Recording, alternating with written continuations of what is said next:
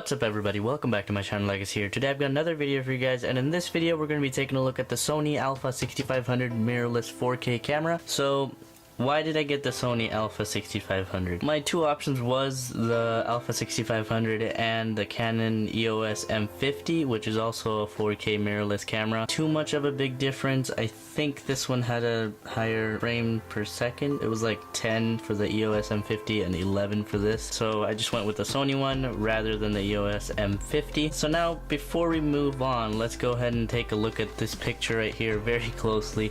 So that is the lens that comes with this unit that I got. Not all the units come with the lens. You could get just the base, which is just the camera, or you know, just the lens or something like that. Anything that comes with the lens is like separate bundle. I got the one with the E3.5 to 5.6/18-135 OSS. I'm not sure if that's the lens's name, but it's the 0.45 meter or 1.48 feet. I'm assuming. I think that's what it's called. This is the high zoom lens. I think you can focus and zoom a lot farther than the regular lens. I don't know how much of a help that will be for me, since I'm just going to be using it to do unboxings at a very close distance from the item that I'm going to be using. So let's go ahead and take a look at the box from every different angle, just like usual. So there's the front view of the box, I guess. That was the top view. This is the front view.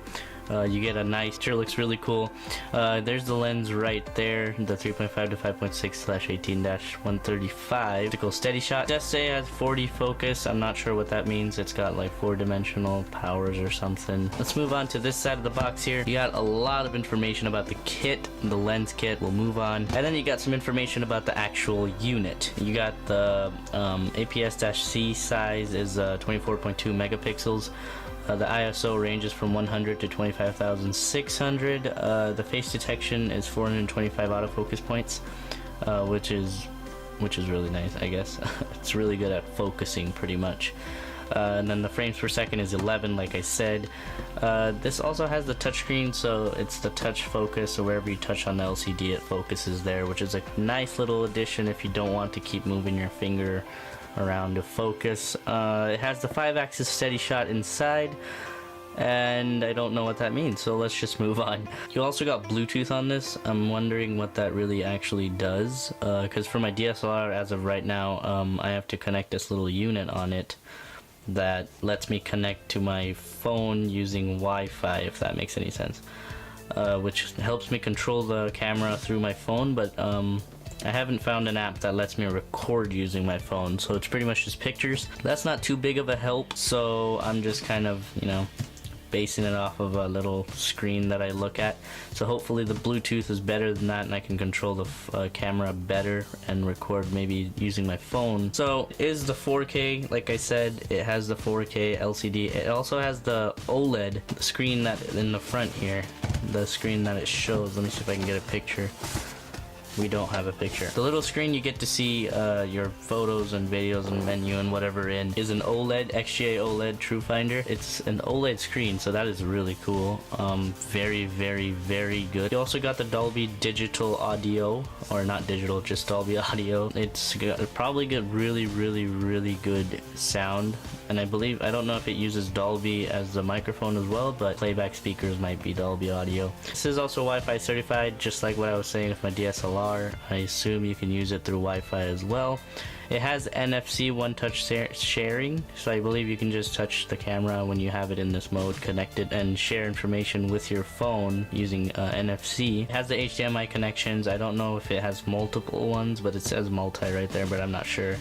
It has SD card slots, memory sticks, blah blah blah blah blah. Now before we move on inside the box, let's just have a quick discussion on what the difference is between a mirrorless camera and a DSLR. So pretty much in a mirrorless camera, you've got no mirror that redirects the light. So if you were using a DSLR, let's assume this is a DSLR, you have the light going in, reflected up, and then some of it goes down to a sensor, autofocus sensor, and then most of it goes up, and then it's put through a prism that, like, it's like a triangle up here pretty much, that redirects the light to your eye. So it's, I'll put a picture up so you guys can see. This is just pretty much no mirrors redirecting light. It's straight up, goes straight to the autofocus sensor and straight to your eye, and it's really nice. There's nothing obstructing the light, it's just natural light, I guess. And in the DSLR it's like all, you know, flipped and image is shrunk and blah blah blah blah blah, so you can get it to your reticle so you can see it. This is really nice. I believe that's the only difference, because there are cameras with the same sensors as a DSLR, so there are really, if you were saying that DSLRs are better because they have bigger sensors, that is not typically true. Mirrorless cameras also have big sensors, which make them equally as good as a DSLR. Cool thing about these is that they're tiny. They're pretty small compared to my DSLR. They are tiny. So let's go ahead and get to the main part of the video. Let's get inside the box here and see what we can find. We're gonna open the box up here. Alright, we've got some instruction manuals. Nobody cares about those, just a bunch of instruction manuals by Sony. Cool, let's put that to the side. Let's get more deeper into the box. Alright, so you got all your accessories in here, which is really cool. Let me just take it all out of the box and we'll get to see what's inside. Alright guys, so we've got everything out of the box, and down here onto our table, we're gonna go ahead and put that box to the side. Let's go ahead and move on into the accessories that came with it. We'll look at the camera, which is in the middle here, very last. So let's start off. We'll leave the lens too. Start off by the strap here. It has the Alpha strap, or it has the Alpha logo. It also says Sony on it. Not too much. It's not that bad, but it's good to hold the camera so you can't drop it or whatnot. Just protect it from falling. You got a mini micro USB cable. Typical. I mean, I think they made it so you can connect it. We're pretty much using your Samsung charger, your old Samsung charger. It's a nice little addition, so it makes the portability a little bit better. You also have an eyepiece, a different type of eyepiece. I believe the one that's already on the camera is just a square eyepiece. This is a bit more ergonomic to your eye. Whether you like this or not, I don't know how you might want to use it. Now you got the battery here. The battery is very tiny, and yes, I would say the batteries in the mirrorless cameras are smaller than the batteries that are in DSLRs. And I would say this because the DSLRs need a whole moving mirror in there, so it's a system where a mirror can flip and, you know, do all its things in there. So that takes up a lot of space. It's like, you know, a DSLR is this thick compared to a mirrorless, which is like this thick. So you do reduce the battery size by going to a mirrorless camera, but we're gonna put that to the side and move on to the charger. So they give you a wall adapter, and it's a typical phone charger type thing where you just have a wall adapter, USB plug, and then you just use your micro USB. Nothing special there. Now let's move on to the lens. They give you this little piece for the front of the lens. I'm not sure what it's for, but I think it's just to pull the lens easy or something. I'm not sure what these are used for. My DSLR has one, but I still don't know what it's for. So let me know in the comments below exactly what this thing is, and maybe I'll even do my research later on. Now let's move on to the lens here. Nicely bubble wrapped, no defects or anything in there. Nicely wrapped and protected. Put that wrap to the side. Okay, so really cool engravings in the lens. Nice design, nice grip here. And this is the SEL 18135 interchangeable lens. It has the optical steady shot. I'm still wondering what that is. We'll figure that out later. Okay, so when it says 18 to 135, it just ranges from 18 to 135. Your zoom variations, I guess. And you got the nice little cap for the front, and I believe this, I don't know, not much of a difference, but the lens is a little bit bigger than my DSLR lens that I'm using right now, which is kind of weird because my DSLR lens should be bigger, which doesn't make any sense. But my DSLR is also just ranging from 18 to 55 millimeters, which is a little bit less than this one, and this one's 18 to 135, which is really nice. So you can zoom in a lot more rather than my DSLR that I have right now. It does go up to 1.48 feet. I think I said that already, but just in case. So that's about it with the lens. We'll get to connect it to the camera when we pull out the camera. We can put the cap back on. You could set it from autofocus to manual focus, just like on my DSLR. There's not much of a difference between the features, but the main difference is the camera, pretty much. This is really cool. Looks really cool. Alright, so we'll set the lens right here. Now let's pull out the main beast of this video. We're gonna pull out the camera here, the Sony A60 Alpha 6500. Wow, this looks really nice. Alright, so that's the front view of the camera right there. Top view right there. You got a really nice box look to it, not too many, you know, too many curves or too many lines. It's just a straight up square design, not that, you know, intriguing, but looks really nice, not gonna lie. It looks really cool. You've got all your connections to on the left side of the camera if you're looking at it from the top here. There's nothing on the right, it's just the handle, which is nice because you want to be able to not have stuff plugged in while you're holding the camera. You've got the record button right where your thumb is, which is really nice. On my DSLR it's like way over here, so you have to stop, hold the camera, and then hit record, which is inconvenient, but it's also a really nice camera, so I'm not gonna mess around with it. So you also got the on and off button. Obviously you can take the pictures from here, focus, whatnot. You've got some C1, C2, I don't know what that is. I believe this is the zoom, maybe? I hope. I'm pretty sure this is the zoom. You also got the different modes you can put it in. I usually put it in auto and then just set the zoom to auto as well, or the focus to auto as well.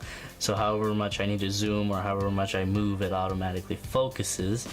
And as I was saying before, you can pretty much see the ratio of the lens movement. Pretty much it goes straight and it comes out straight, like in the middle of the screen. So there's no light deviations. It's just a little bit, so you can, you know, move the little eyepiece around and stuff. And so there's the eyepiece comparison right there. There's the little plastic square one compared to the nice ergonomic rubber one that they have. You could also, all the menu settings and stuff is right here. You got your gallery right there. You can delete with it right there. I believe that's the flash button. You can go in the menu from there. I still got to learn about the modes and details and whatnot. All the little features and stuff that this camera can do. I still don't know everything on my DSLR because there's so much you can learn. Now let's move on to the mounts. There's a mount right on top of the camera here. If you pull out the little guard or the little placeholder from the top, you can put in whatever you want. So you could plug in a microphone or a light or something right here, and cool, I believe you don't have to have a wire run through over here. If it's an original Sony accessory, there are pins in there already that might be powering the equipment or accessories, which is a nice little addition, but you have to go full on Sony for that. I think maybe aftermarket companies make that, I'm not sure, but we'll have to do some research on that later. You got the nice Alpha 6500 logo, and for the top of the camera, I don't know if you guys can see it, but there's a little splash texture on top. It's a matte finish with little splashes of gloss, which looks nice. Gives a little bit of grip as well, not just the matte that's a little bit slippery. But now if we move on to the bottom of the camera, you guys can see the mount right there. You can just screw into wherever you want, just like any other camera and mount, so it's a universal mount. You got the battery compartment.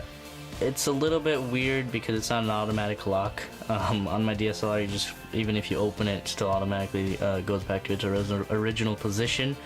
This one does not. You do that to open it, and as you can see, it's stuck on the open side. So to lock it, you got to put it back and then flip the switch. And so you can see the battery compartment in there. Not too big of a battery compartment because the battery is so tiny, but looks nice and silver in there. Metallic. So we'll close that. As you saw, I had to flip the lock to the left for it to lock, which is kind of convenient, but I don't know, inconvenient, I'm not sure. So we can now go ahead and check out the ports that this camera has to offer. So to open the nice little panel on the side, you just gotta pull this way and then let go, and it automatically springs up, which is nice. In there you've got your micro USB charging, and then you've got something else here. I'm not sure what that is. You got your mic input, but oh, this is the HDMI. Okay, so I'm gonna have trouble using this because I'm gonna have to find a micro USB or HDMI adapter, which is great. But we'll get that taken care of. So here it says plug-in power for the XLR, so you can plug in any XLR microphone with an auxiliary on the other end. And that will work, I believe. Microphone, you can use whatever. Alright guys, so we've got a bunch of this thing charged. I think it's maybe over 50%. I am not sure really. I just put this thing in charge and came back like, I don't know, like 20 minutes later. So we are gonna test this thing with the lens on and everything. I did do a little part where I went through and I connected the lens and stuff, but that recording didn't really work. So we're just gonna move on. It's not that hard to connect the lens. There are two dots. There's a dot right there, and then there's a dot where it actually mounts. So you just gotta line up those dots and then twist, and you will be able to lock the lens. Mind that it will take a little bit of force. You will feel like you are screwing it on too much, but eventually it will click. But my DSLR is a little bit better about that, where it tells you a little bit, I don't know, it's not that much of a turn, and it's not that tight of a turn. So I'm not sure which is better. But we're gonna go ahead and turn this thing on for the very first time. I'm pretty sure we're gonna have to set it up or something, but as you see, the little orange light is on. It's not fully charged, so we're just gonna move on and yeah, that's what you do. Not fully charge it and just turn it on. So let's unplug it because we don't want to charge it anymore, as it is like the toughest thing to do. Close that little thing right there, and then we will go ahead and flip the switch and see what happens. Let me just do this so you guys can kind of see. I hope you guys can see. I'm not sure if you can see, but it's asking for language. We're gonna go ahead and select English. I believe this button here is enter, but I don't know. I'm just gonna hit the button. Yep, that is enter. It's gonna say set area, date, and time. So what I will do here now is cut out this part of the video, and we will be back. Alrighty guys, the date, time, and location, and everything else, and secret social security, whatever, no, I'm just kidding, that's not a part of it, is set. We're gonna go ahead and go to, what's it, go to sony.net, sony.net/pmx. I don't feel like doing that right now. I just really want to see the camera. Okay, so here's what we're gonna do. The camera is now on, ready to record, as you guys can see. Actually, I'm not sure if this is a touchscreen. Maybe it is. Yes, it is. I'm just kidding. It is a touchscreen. Awesome. All right, so this moves. You guys can see. So here's what we're gonna do. We're gonna flip this back, and I'm gonna dismount you guys from the little holder onto this camera. Alright guys, so here's what we are gonna do now. I'm gonna take this camera and I will pretty much move you guys from that camera to this camera so you guys can see the quality of this camera, and leave the audio on this camera so I don't have any mic or speakers or anything, and we're just gonna go ahead and see all the quality of this camera. So we're gonna go ahead and move up here. We're gonna move up, and we will take you guys into this camera right now. Alright, so you guys are now officially on this camera, the A6T500, the Alpha 6500. This thing is amazing. Let me just put this cap here. The cap, that is the Sony cap, I guess you can call it. Let me just adjust some lighting so you guys can see it better. And there is the quality pretty much. You guys can probably hear me. This actually looks really good.